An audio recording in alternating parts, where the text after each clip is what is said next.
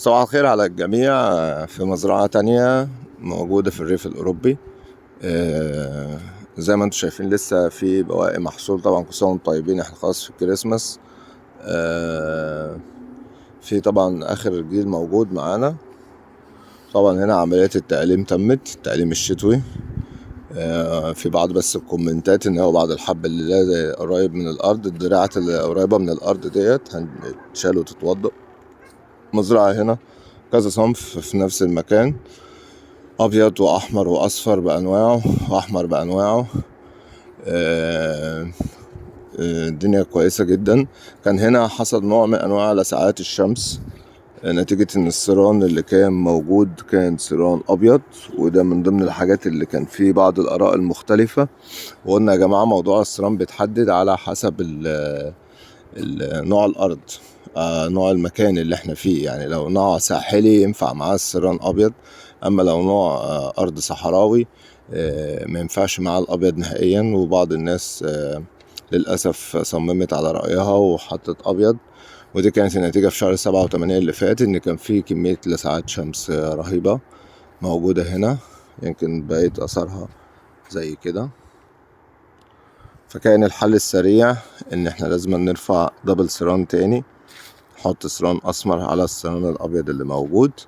طبعا المكان اتعدل تعديل نهائي، وأصبح في خضار وإنتاجية والدنيا اتظبطت بسرعة. طيب ايه بقى مشكلة الدبل سيران دلوقتي؟ ان احنا لو كملنا على الدبل سيران لحد الموسم اللي جاي يحصل معانا سرولة. دراجون باختصار عايز إضاءة كويسة بدون شمس مباشر.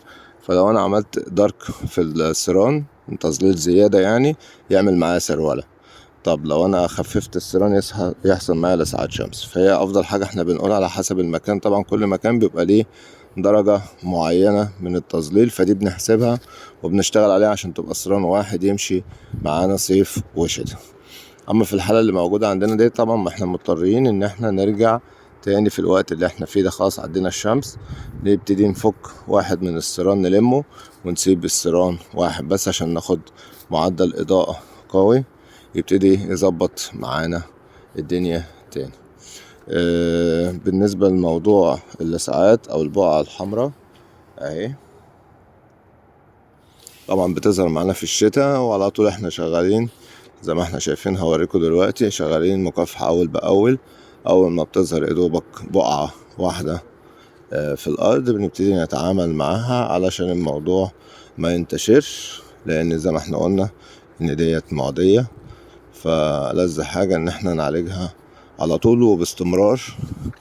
يعني احنا هنمشي في الارض هو قدام الرجالة معاهم بخاخات، اي حاجة فيها بقعة يتم التعامل معاها على الفور علشان الموضوع يتنهي وما يندشرش.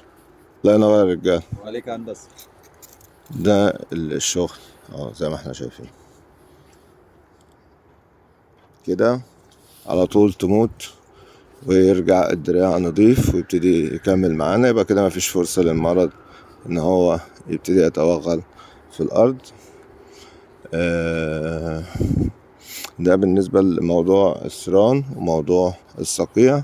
زي ما احنا اتفقنا ان لازم كل المزارع تشتغل على هذه القصة اول باول، علاج البقع، علشان لو مسكت الارض هتضيع تعبك كله في الصيف اللي فات وهتبتدي من نقطة الصفر تقريبا، والانتاجية بتقل بسبب الموضوع ده.